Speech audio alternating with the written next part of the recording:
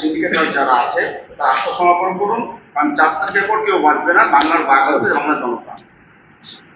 প্রধানমন্ত্রী এখন ভোটের মুখে অনেক বড় বড় বাতালা মারবে, ভোট শেষ হবে গল্প সেবে যাবে, এরকম অনেক বাতালা আমরা আগে শুনেছি প্রধানমন্ত্রীর মুখে।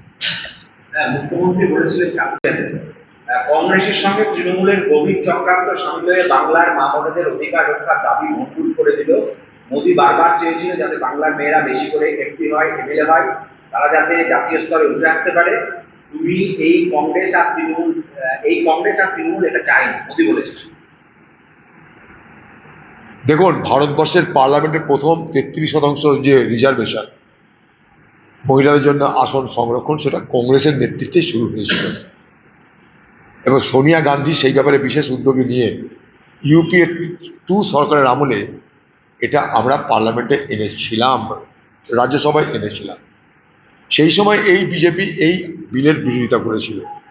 আজকে যখন নির্বাচনের প্রাক মুহূর্তে তাদের মনে হয়েছে যে মহিলা বিল নিয়ে এসে তারা নির্বাচনের ময়দানে কিছুটা যদি মহিলা ভোট তারা আকর্ষণ করতে